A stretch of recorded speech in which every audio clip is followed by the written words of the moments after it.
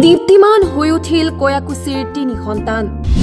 সদ্য ঘোষিত নিতত খুন হৈ জিলিকিল মঞ্জিৰুল আলজাইদ আৰিফ আহমেদ আৰু সাহৰুল ইছলাম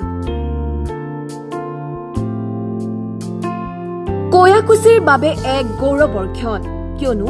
এগৰাকী দুগৰাকী নহয় একেলগে তিনিগৰাকীকৈ ছাত্ৰ হৈ উঠিল দীপ্তিমান সদ্য ঘোষিত নেশ্যনেল এলিজিবিলিটি কাম এন্ট্ৰেন্স টেষ্ট 2025 ফলাফলত সফলতা অৰ্জন কয়াকুছিৰ কৃতি ছাত্ৰ মঞ্জিৰুল আলজাইদৰ 514 নম্বৰেৰে উজলিল বৰপেটা জিলাৰ পাকা বেদকাৰী সমষ্টিৰ অন্তৰ্গত কয়াকুছিৰ এইগৰাকী সুসন্তান পুত্ৰৰ ফলাফলে উৎফুল্লিত কৰি তুলিছে পিতৃ-মাতৃৰ লগতে গাঁওবাসীক মোৰটো ভাল লাগিছে বহুত কষ্ট কৰিছিলো কষ্টটো ফল পালো এতিয়া ভাল লাগিছে মই 514 মই লেখাপঢ়া সদায় 10 ঘণ্টামান ৰেগুলাৰ কৰিছিলো মৰ্নিঙত সদায় 5টা বজাত উঠিছিলো আৰু সদায় ৰেগুলাৰ কৰিছো আৰু ডিসিপ্লিন ৰাখিছিলো মোৰ মাক দেউতা বহুত হেল্প কৰিছে স্পেশালি মায়ে বহুত হেল্প কৰিছে যেতিয়া কেতিয়াবা মোৰ কষ্ট হৈছে বা মাৰ্কছ কম পাইছো মক টেষ্টত মায়ে বহুত মোটিভেট কৰিছে আৰু বহুত সদায় মানে সাপোৰ্ট কৰিছে মোক মিনিমাম 8-9 ঘণ্টাকে কৰিছো সদায় তোমাৰ নাম কি মোৰ নাম মঞ্জিৰুল আলজাইদ ভৱিষ্যতৰ কৰিবনা মোৰ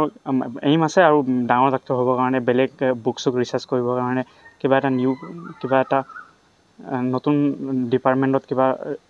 ৰিসাৰ্চ কৰিবলৈ আছে সৰ্বভাৰতীয় পৰ্যায়ত উজলিল কয়াকুছিৰ আন এগৰাকী সুসন্তান আৰিফ আহমেদ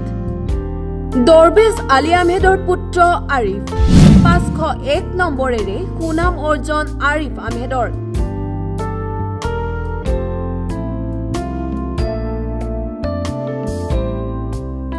কয়াকুছিৰ ভক্তৰ দোৱালৈ কঢ়িয়াই অনা গৌৰৱে এতিয়া আনন্দিত কৰি তুলিছে সকলোকে 495 নম্বৰেৰে সফলতাৰ জখলাত সাহৰুল ইছলাম খুন হৈ জিলিকিল কয়াকুছিৰ প্ৰাক্তন নলিপাম গাঁৱৰ জদুৰ উদ্দিন আহমেদৰ এইগৰাকী পুত্ৰ সন্তান সাহৰুল ইছলাম কয়াকুছিৰ এই তিনি সন্তানৰ সফলতাই এতিয়া উৎফুল্লিত কৰি তুলিছে সকলোকে মঞ্জিৰুল আলজাইদ আৰিফ আহমেদ আৰু সাহৰুল ইছলামলৈ জনালো শুভেচ্ছা